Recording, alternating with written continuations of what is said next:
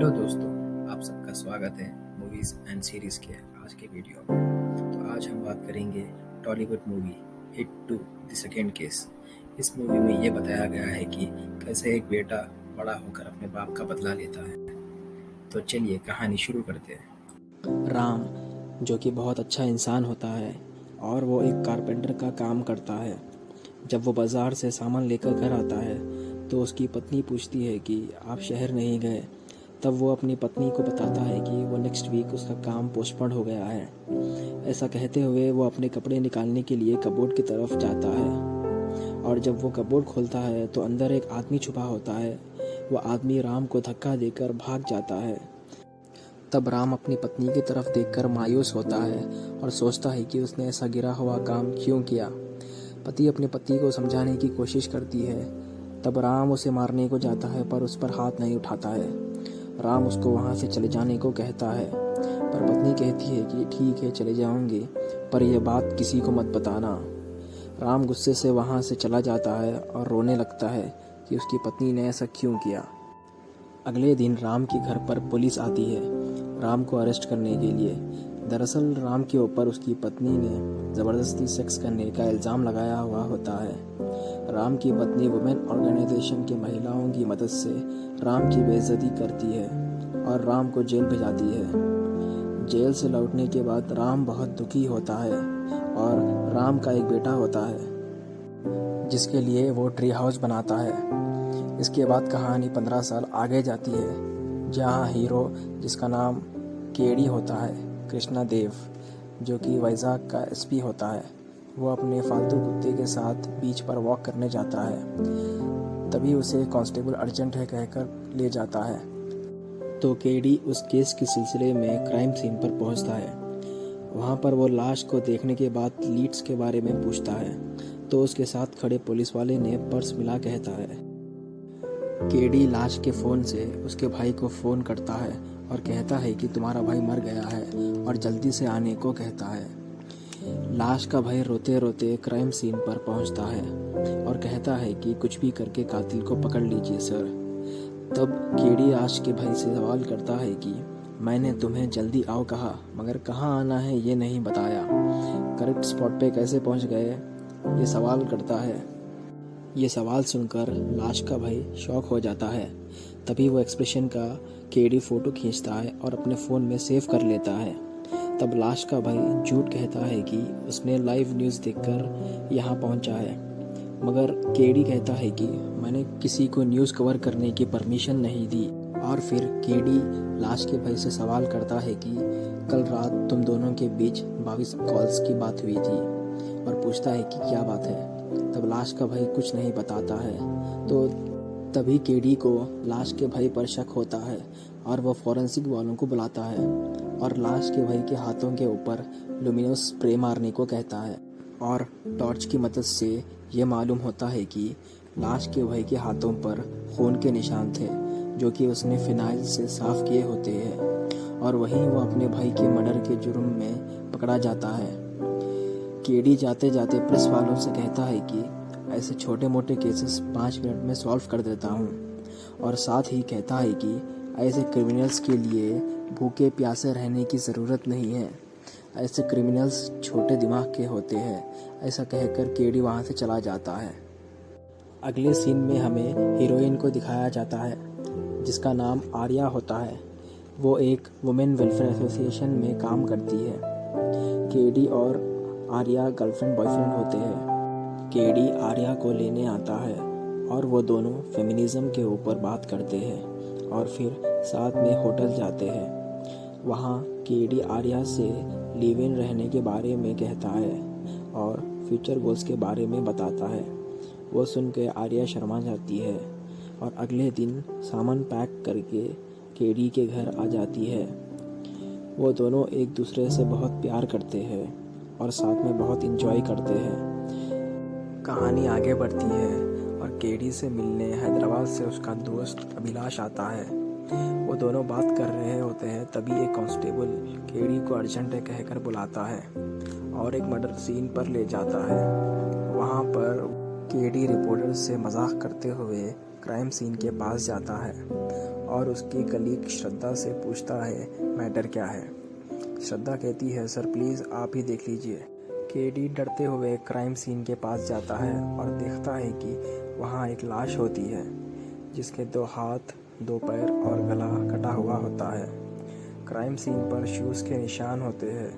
Hero वो shoes के बारे में मालूम करने को कहता है और ऐसा कहते हुए वो बिल्डिंग के ओनर और बाउंसर को डराते हुए पूछताछ करता है और उनके डिटेल्स लेता है। उसके बाद अगले सीन में केडी उसकी गर्लफ्रेंड को ये सब बता रहा होता है। ये सब सुनकर आर्या केडी को हिम्मत देती है और इमोशनल नहीं होने को कहती है और कहती है कि तुम ही ये केस सॉल्व करना।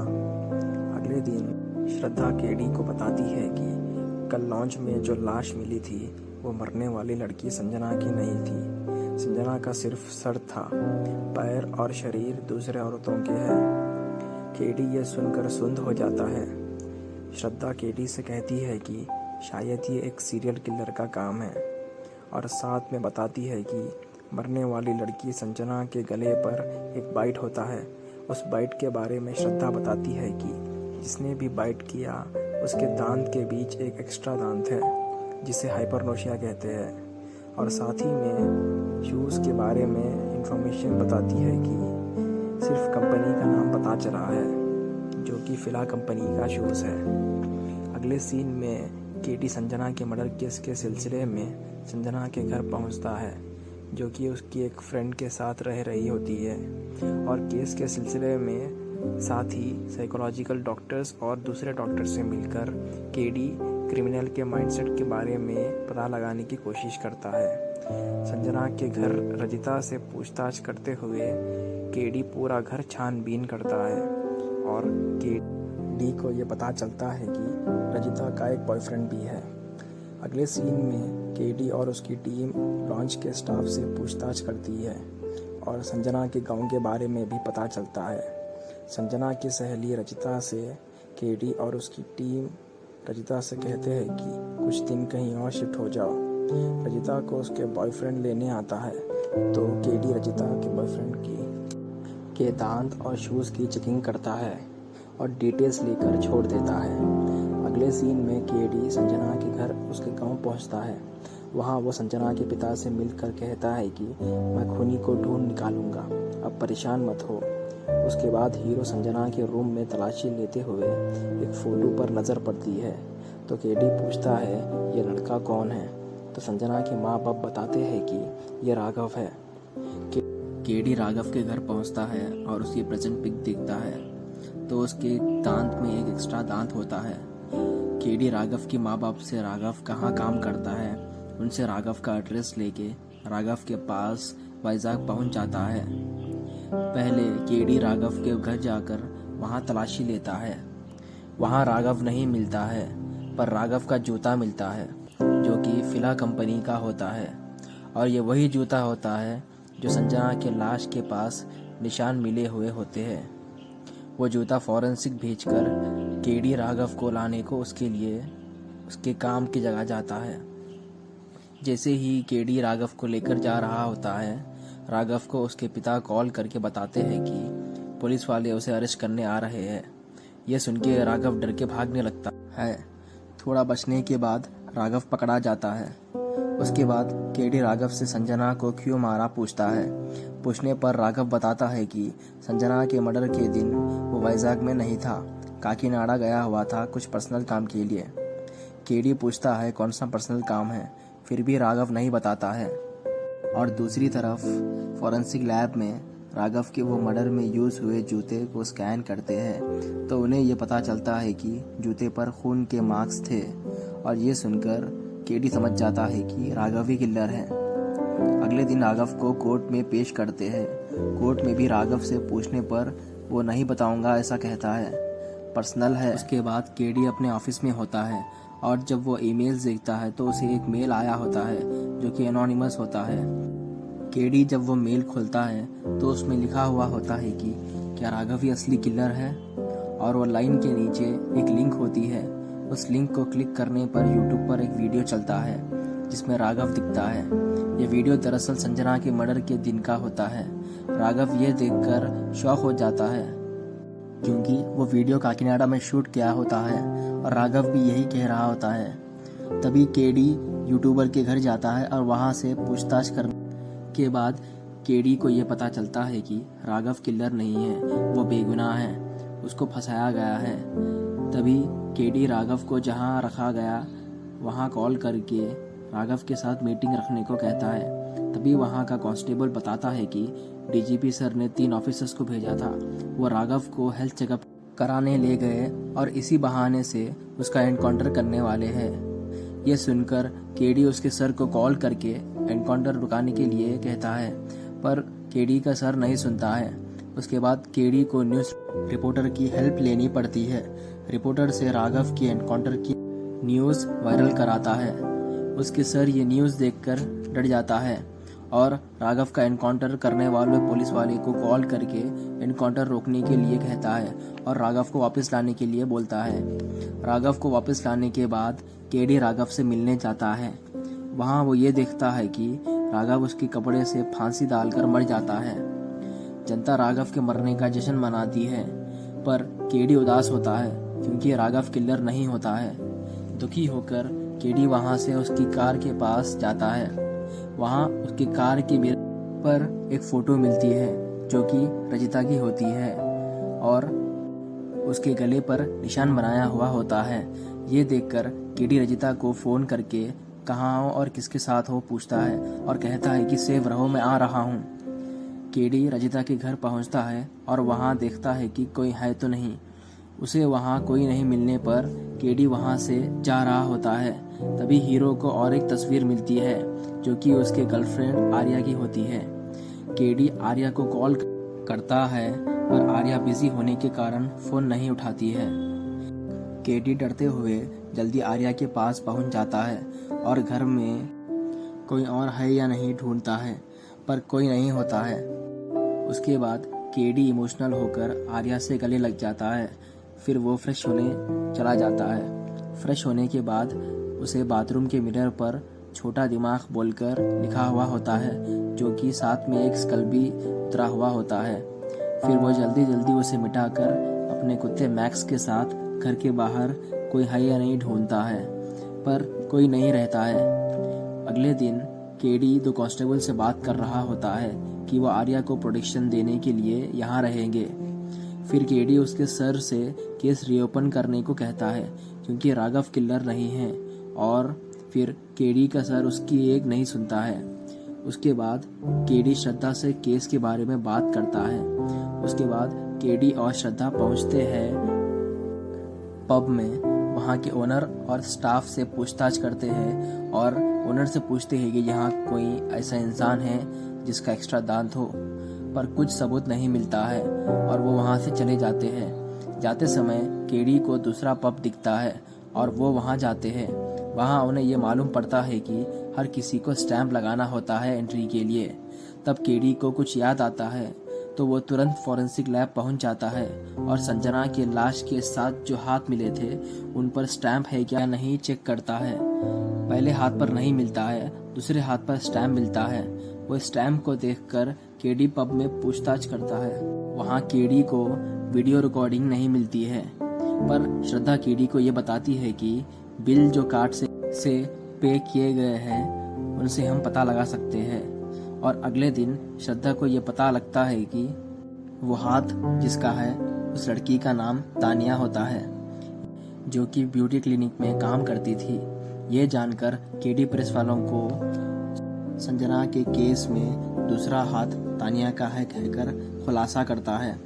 वो न्यूज़ को देखकर आर्या केडी को फ़ोन करती है और कहती है कि तानिया को वो जानती है, और वो केडी को बताती है कि तानिया उसके वेलफेयर एसोसिएशन की मेंबर थी। केडी तुरंत आर्या के पास उसके वेलफेयर एसोसिएशन में पहुंच जाता है। वहाँ केडी एसोसिएशन के काम करने वालों से पता चलता है कि तानिया पहले यहाँ काम करती थी। फिर केडी वहाँ के हेड जो सुषमा से तानिया के बारे में पूछने पर पता लगता है कि वो उससे पहले पूजा यहाँ की प्रेसिडेंट थी, और सुषमा ये भी बताती है कि उसने सुना है कि वो हैदराबाद चली गई और अचानक गायब हो गई और कहती है उसकी डेड बॉडी मिली है। तभी केडी उसके दोस्त अभिलाष, जो हैदराबाद में पुलिस वाला होता है, उसे कॉल करता है और वैजाग वेलफेयर एसोसिएशन पूजा के केस में पूछता है। अभिलाष कहता है, हाँ याद है, मैं अभी चेक करके बताता हूँ। यहाँ केडी सुषमा से कहता है कि यहाँ काम करने वाली तानिया और एक्स प्रेसिडेंट पूजा दोनों मर गई है, यहाँ कुछ गड़बड़ है। केडी पर सुषमा से और पूछताछ करने पर पता लगता है कि यहाँ दुर्गामा नाम की एक हाउसकीपर काम करती है जो वेलफेयर शुरू से यहाँ पर है। केडी दुर्गामा को बुलाने को कहता है और वहाँ अभिलाष को पूजा के बारे में पता चलता है और कहता है कि पूजा की लाश आउटस्कर्ट्स में मिली थी। केडी कहता है कि पूरी इन्फॉर्मेशन मिलने पर कॉल करो। उसके बाद श्रद्धा केडी को बताती है कि संजना भी वेलफेयर एसोसिएशन की मेंबर थी और दूसरी लड़कियां जो मिसिंग हैं वो भी वेलफेयर एसोसिएशन के मेंबर थे। केडी को पता चलता है कि किलर वुमेन्स ऑर्गेनाइजेशंस को टारगेट कर रहा है। केडी को लगता है कि रजिता भी वेलफेयर की मेंबर है। तब वो रजिता को कॉल करता है पर वो कॉल नहीं उठाती है। उसके बाद आर्या दुर्गामा को लेकर आती है। केडी दुर्गामा से एक्स प्रेसिडेंट के बारे में पूछता है तो दुर्गामा कहती है कि काफ़ी साल हो गए हैं, मुझे कुछ याद नहीं है। पर केडी कहता है कि साल नहीं, महीने हुए हैं प्रेसिडेंट पूजा को मरे हुए। तब दुर्गामा कहती है, अच्छा तुम पूजा के बारे में पूछ रहे थे, मैंने समझा तुम झांसी के बारे में पूछ रहे हो। ये सुनकर सब शॉक हो जाते हैं और केडी झांसी के बारे में पूछता है तो दुर्गामा बताती है कि 15 साल पहले झांसी यहाँ की प्रेसिडेंट थी, उसे एक दिन किसी ने मर्डर कर दिया था। केडी झांसी का एड्रेस लेकर झांसी जहाँ रहती थी केडी वहाँ पहुँच जाता है। झांसी के घर की तलाशी लेने पर केडी को दीवार पर हाइट मार्क्स दिखते हैं पर दुर्गामा कहती है कि झांसी का कोई नहीं था। फिर केडी को दीवार के एक रूम के छत पर तारे लगे हुए दिखते हैं जिससे कि वो समझता है कि ये बच्चे का कमरा है। उस कमरे के दीवार पर एक झाड़ उतरा हुआ होता है। उसके साथ साथ बच्चा बाप के साथ खड़ा हुआ होता है और माँ के ऊपर निशान बने हुए होते हैं और झाड़ पर ट्री हाउस उतरा हुआ होता है। घर के पीछे वहीं ट्री हाउस होता है। केडी उस ट्री हाउस में देखता है कि वहाँ एक तस्वीर और कुछ ड्राइंग्स है। श्रद्धा को लगता है कि उसे कोई देख रहा है तो वो उसे देखने बाहर जाती है पर वहाँ कोई नहीं होता है। फिर केडी वो तस्वीर और ड्राइंग्स श्रद्धा को दिखाता है और कहता है कि देखो, ये पिता नाम राम है और श्रद्धांजलि इनके बेटे की तरफ से। केडी कहता है उसके घर पे जो स्कल की ड्राइंग थी और जो यहाँ दीवार पर थी वो सेम है और कहता है कि ये देखो, माँ, पिता और बेटा। पिता की डेथ हो गई और उन्होंने फांसी लगा ली है। बच्चा रो रहा है लेकिन माँ हंस रही है और ये कहता है कि बच्चे की ज़िंदगी में माँ शैतान थी।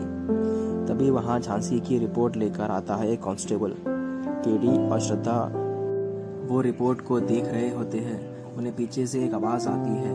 वो भागते हैं और देखते हैं कि ट्री हाउस जल रहा है, किसी ने आग लगाई होती है।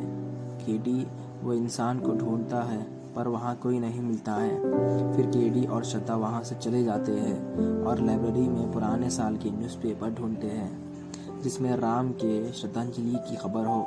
दूसरी तरफ अभिलाष को उसके कलीग ने एक पिक्चर भेजी होती है पूजा के किलर की। नेटवर्क सही नहीं रहने के कारण अभिलाष वो पिक्चर नहीं देख पाता, वहाँ से चला जाता है और वो फ़ोटो ठीक से आने का इंतज़ार करता है। यहाँ श्रद्धा ने पूजा के हस्बैंड हरी को पूछताछ के लिए बुलाती है। तभी केडी को उसके सर का कॉल आता है और केडी का सर कहता है कि तुम्हारे कॉल रिकॉर्ड्स चेक करने पर मुझे पता चला है कि तुमने राघव एनकाउंटर मैटर को प्रेस के साथ शेयर किया। तुम्हें सस्पेंड किया जाता है और तुम्हारी गर्लफ्रेंड आर्या की सिक्योरिटी भी हटा दी जाती है। ये सुनकर केडी आर्या के पास पहुंचने के लिए निकल जाता है। रास्ते में केडी आर्या को फ़ोन करता है पर आर्या का फ़ोन साइलेंट रहने के कारण वो फ़ोन नहीं उठाती है। फिर केडी आर्या के पास पहुंचता है पर वहाँ आर्या नहीं होती है। केडी को टेबल पर एक चिट्ठी मिलती है जिस पे लिखा होता है कि छोटा दिमाग। बेसिकली किलर केडी को उसके कहे हुए शब्द से चैलेंज करता है। फिर केडी रोने लग जाता है। तभी श्रद्धा वहाँ आती है और कहती है, तुम इमोशनल मत हो, वरना आर्या को कौन बचाएगा। तभी श्रद्धा केडी को पुराने न्यूज़पेपर देती है। केडी को श्रद्धा बताती है कि 9 साल से एक ही तस्वीर, एक ही डेट पे वो किलर उसके पिता को श्रद्धांजलि दे रहा है। केडी किलर का नाम जानने के लिए न्यूज़पेपर के एड्स चेक करता है तो उसे पता चलता है कि 3 अलग अलग साल 3 अलग पेपर्स श्रद्धांजलि के साथ डेंटल ऐड का छपा होता है। और फिर केडी समझ जाता है कि ये कोइंसिडेंस नहीं है। न्यूज़पेपर को ध्यान से देखने पर यह पता चलता है कि ऐड पर जो लोगो है वो सेम लोगो ट्री हाउस पर था। केडी मर्डर से जुड़े पॉइंट्स जोड़ता है कि संजना के गले पर मार्क्स और एक्स्ट्रा दांत और तानिया के ब्रेसेस सब डेंटिस्ट से रिलेटेड है। तब केडी संजना की फाइल से संजना की तस्वीर ध्यान से देखता है तो पता चलता है कि ट्रांसपेरेंट ब्रेसेस लगाती थी वो। तब केडी को ये कंफर्म हो जाता है कि किलर एक डेंटिस्ट है। तभी केडी कहता है ये डेंटिस्ट वुमेन ऑर्गेनाइजेशंस वालों को टारगेट कर रहा है, इसीलिए उसने आर्या को भी टारगेट किया है। तभी केडी को याद आता है आर्या उसके डायरी में पूरा रूटीन लिखती है। न्यूज़पेपर में क्लिनिक एड्रेस नहीं है, शायद डायरी से हमें पता चल जाए। केडी वो डायरी ढूंढने लग जाता है। तब केडी श्रद्धा को कहता है कि उसे डेंटिस्ट ने रजिता को टारगेट किया था, रजिता के डेंटिस्ट के बारे में मालूम करो। श्रद्धा रजिता को कॉल करती है पर रजिता फ़ोन नहीं उठाती है। केडी श्रद्धा को रजिता के घर जाने को कहता है और एड्रेस निकाल के फ़ोन करने को कहता है। और फिर केडी को वो डायरी मिल जाती है जिसमें आर्या की रूटीन होती है। उसमें से वो क्लिनिक का एड्रेस निकाल कर क्लिनिक पहुंच जाता है। क्लिनिक के अंदर केडी आर्या को आवाज़ दे रहा होता है। तभी केडी की नज़र दीवार के पेंटिंग्स पर पड़ती है और उस पेंटिंग्स में एक टुकड़ा होता है जो बिल्कुल पूजा के हस्बैंड के गले के चेन के टुकड़े से मैच होता है। तब केडी वो पेंटिंग्स निकाल कर देखता है कि ये टुकड़ा दीवार में है और उसके पीछे कुछ है। तब वो दीवार तोड़कर देखता है तो उसे एक हाथ दिखता है और वो समझ जाता है कि ये हाथ पूजा का है। उसी तरह केडी की नज़र दूसरे पेंटिंग्स में पड़ती है जिसमें अलग अलग टुकड़े चेन होते हैं, जिसमें अलग अलग औरतों के हाथ होते हैं। तभी केडी डॉक्टर का नाम पढ़ता है जो कि राजीव कुमार होता है। तभी केडी की नज़र उस ऑफिस में रखे गए फ़ोटो फ्रेम पर पड़ती है और उसमें कुमार होता है जो कि रजिता का बॉयफ्रेंड होता है। तभी दूसरी जगह अभिलाष को भी पूजा के किलर की पिक आ जाती है। यहाँ केडी को कुमार पीछे से हमला कर देता है नोकीले हथियार से। कुमार और केडी एक दूसरे को मारते हैं पर कुछ देर बाद केडी खून बहने के कारण बेहोश हो जाता है। दूसरी तरफ अभिलाष केडी को किलर कुमार है बताने के लिए कॉल करता है पर केडी कॉल नहीं उठाता है। तब अभिलाष श्रद्धा को कुमार के बारे में बताता है। यहाँ जब केडी की आंख खुलती है तो वो डेंटल चेयर पर लेटा हुआ होता है और उसके हाथ पैर बंधे हुए होते हैं। कुमार दरवाज़ा लगा देता है पर केडी दरवाज़ा खुलने का इंतज़ार करता है। फिर कुमार नुकीले सुई लेकर केडी के जिस्म में चुबा देता है।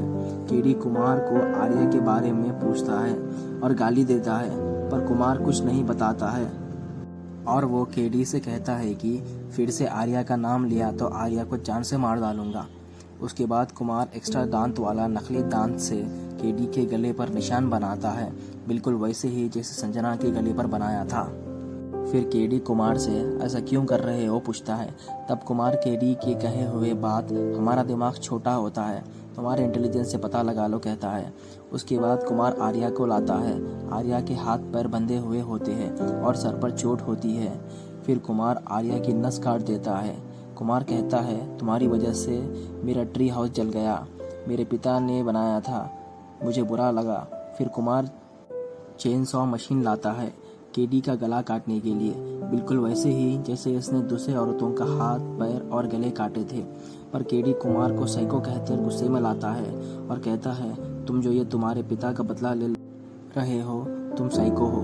जब कुमार कहता है 12 साल का लड़का जिसे उसका पिता जान से भी ज़्यादा प्यार करता था, एक औरत की अय्याशी की वजह से 2 जिंदगियां तबाह हो गई है, और कहता है कि मेरी माँ को सपोर्ट करने वाली औरतें भी उसके जैसी थी। फिर आखिर में कुमार ने उसकी माँ की जान ले ली, पर केडी आर्या को बचाने की कोशिश करता है। तब फिर केडी जानबूझकर हंसकर कुमार को कहता है कि कुमार तूने ही कहा था ना कि तू ये सब पिता के लिए कर रहा है और तेरी माँ बच्चन थी, तो तो अपने पिता का बेटा है, इसकी क्या गारंटी है। तब कुमार को गुस्सा आता है और वो शब्द वापस लेने को कहता है, पर केडी हंसता रहता है। वो कुमार की बात नहीं सुनता। जब कुमार उसके पिता की फ़ोटो लेकर बताता है, देख सब सेम हैं, तब केडी कुमार को थैंक यू कहकर सीटी मारता है, जिसे सुनकर केडी का कुत्ता मैक्स उसे बचाने आ जाता है और कुमार पर हमला कर देता है। तभी वहाँ पर श्रद्धा आ जाती है। कुमार श्रद्धा से गन छीनकर मैक्स को गोली मार देता है और श्रद्धा को मारने लगता है। तब केडी गुस्से से हाथ खुलाकर कुमार को जान से मार देता है और खुद बेहोश हो जाता है। अगले दिन केडी और आर्या हॉस्पिटल में होते हैं। केडी को होश आने पर वो आर्या को देखकर खुश होता है और मैक्स के बारे में पूछता है। मैक्स को बुलाता है। फिर उसके बाद केडी ट्रांसफ़र ले रहा होता है तो उसका सर उसको वापस आने को कहता है और उसकी गलती के लिए माफ़ी मांगता है, पर केडी वहाँ से चला जाता है। सर की बात नहीं सुनता। फिर केडी राघव के घर जाकर उसके माता पिता से मिलकर माफ़ी मांगता है और संजना के पिता से भी मिलकर किलर मर गया है ऐसा कहता है। फिर उसके बाद केडी अपना सामान लेकर जा रहा होता है। तब केडी पूछता है श्रद्धा से क्लिनिक का एड्रेस कैसे मिला। तब श्रद्धा कहती है कि मैंने आपकी गाड़ी को GPS ट्रैकर लगाया हुआ था, उसी से पता चला। फिर आर्या और केडी की शादी होती है। उसकी शादी में उसका हैदराबाद का दोस्त अभिषेक आता है और कहता है, तेरी जगह जो नया ऑफिसर आया है वो तुझसे मिलने आ रहा है। तब केडी पूछता है कौन है वो। तब हमें पता चलता है कि इस कहानी के आखिरी में सुपरस्टार नानी का कैमियो सीन होता है और नानी की एंट्री होती है और वो केडी से मिलकर जाता है। इसी के साथ कहानी का एंड हो जाता है। तो दोस्तों, आपको ये मूवी कैसी लगी मुझे कमेंट्स में ज़रूर बताइए और अगली वीडियो में आप किस मूवी की स्टोरी सुनना चाहते हैं ये भी कमेंट्स में बताइए। जब तक के लिए गुड बाय।